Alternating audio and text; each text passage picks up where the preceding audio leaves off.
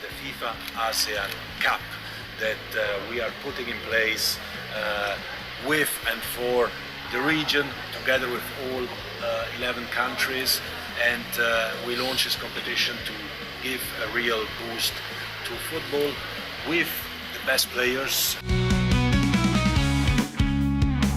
FIFA akhirnya resmi meluncurkan turnamen baru yang langsung bikin heboh Asia Tenggara.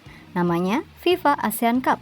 Turnamen resmi di bawah naungan FIFA yang akan mempertemukan semua negara anggota ASEAN dalam satu kompetisi besar.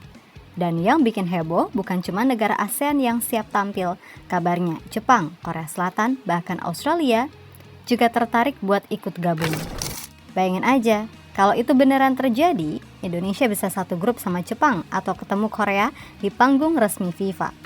Presiden FIFA Gianni Infantino bilang sendiri, turnamen ini dibuat buat menyatukan Asia Tenggara lewat sepak bola dan buat nunjukin ke dunia bahwa ASEAN sekarang udah jadi kekuatan baru yang patut diperhitungkan.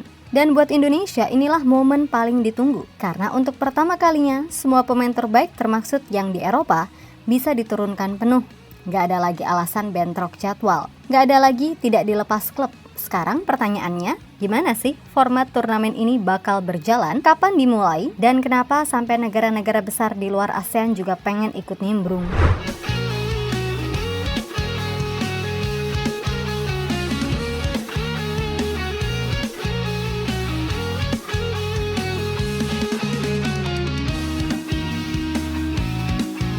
Kerjasama besar ini bukan muncul begitu saja. Semuanya dimulai di Kuala Lumpur dalam KTT ASEAN ke-47. Presiden FIFA Gianni Infantino duduk berdampingan dengan Sekjen ASEAN, Dr. Kao Kim Horn, yang menandatangani nota kesepahaman baru yang berlaku 5 tahun ke depan. Disaksikan langsung oleh Perdana Menteri Malaysia Anwar Ibrahim. Dalam perjanjian tersebut, FIFA dan ASEAN sepakat buat satu tujuan besar, menyatukan negara-negara Asia Tenggara lewat sepak bola. Infantino bilang, kami ingin menjadikan sepak bola sebagai kendaraan untuk membawa harapan dan kebahagiaan bagi jutaan anak muda di seluruh Asia Tenggara.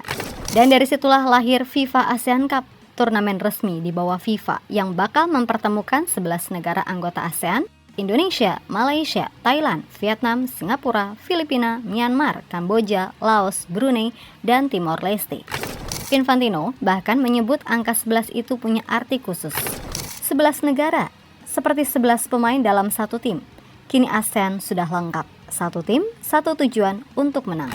Turnamen ini bukan cuma soal siapa yang juara, tapi juga tentang bagaimana sepak bola bisa mendorong kemajuan sosial, pendidikan, dan gaya hidup sehat di seluruh kawasan. FIFA dan ASEAN sepakat kerjasama dalam 5 bidang utama. Dari pengembangan pemain, promosi integritas olahraga, hingga memperkuat ekonomi dan ketahanan iklim lewat sepak bola. Dan dari semua poin tersebut, satu hal paling ditunggu, lahirnya turnamen resmi yang diakui FIFA, tempat negara-negara ASEAN bisa bersaing dalam kalender internasional dengan status dan gengsi setara kompetisi dunia. Inilah langkah pertama yang bikin Asia Tenggara resmi masuk radar sepak bola global.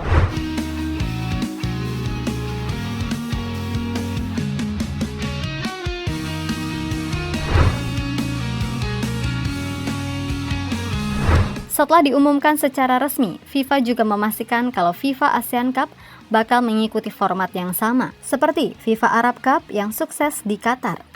Artinya, turnamen ini nggak cuma simbolis, tapi punya struktur yang rapi, jelas, dan diakui langsung oleh FIFA. Jika mengikuti format FIFA Arab Cup, kemungkinan turnamennya bakal diikuti 16 negara, dengan 11 anggota ASEAN sebagai peserta utama. Sisanya, 1-5 slot kemungkinan akan diisi oleh negara undangan dari luar Asia Tenggara, kayak Jepang, Korea Selatan, Australia, China, atau India. Tujuannya biar turnamen ini gak cuma jadi ajang kawasan, tapi juga bisa dilihat dunia sebagai mini World Cup-nya Asia Pasifik.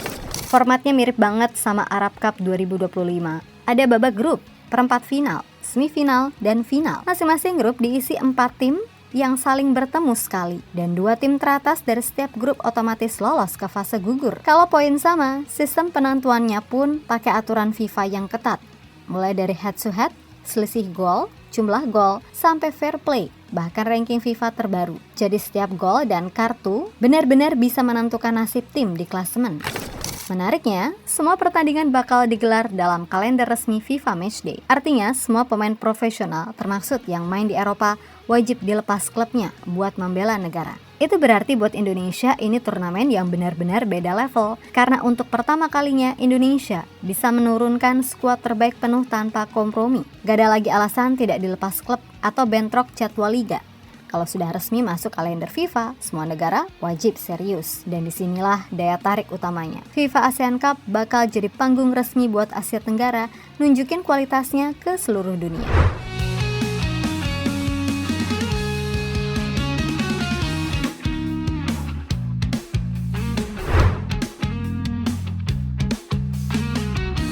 FIFA sendiri membuka peluang adanya guest team, persis seperti di FIFA Arab Cup, di mana beberapa negara dari luar kawasan diundang buat nambah kualitas dan gengsi turnamen.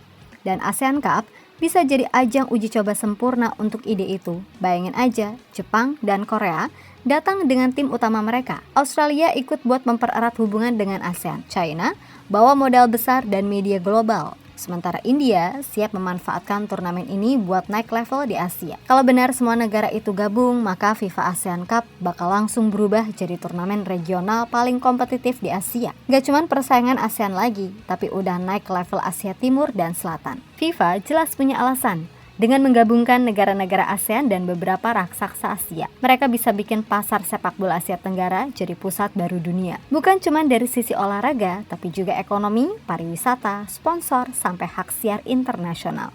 Dan kalau turnamen ini berjalan sesuai rencana, ASEAN Cup bisa jadi mini ASEAN Cup versi FIFA. Tapi lebih singkat, lebih padat, dan lebih berkelas. Buat Indonesia sendiri, ini juga kabar luar biasa. Karena kalau Jepang, Korea, dan Australia beneran ikut, itu artinya tim Garuda punya kesempatan langka buat ngukur kekuatan lawan negara-negara yang sering tampil di Piala Dunia.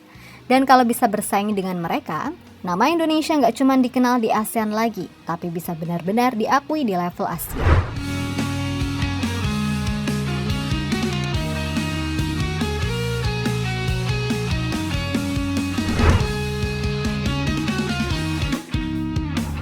Kalau ada negara yang paling diuntungkan dengan adanya FIFA ASEAN Cup, jawabannya jelas Indonesia. Kenapa?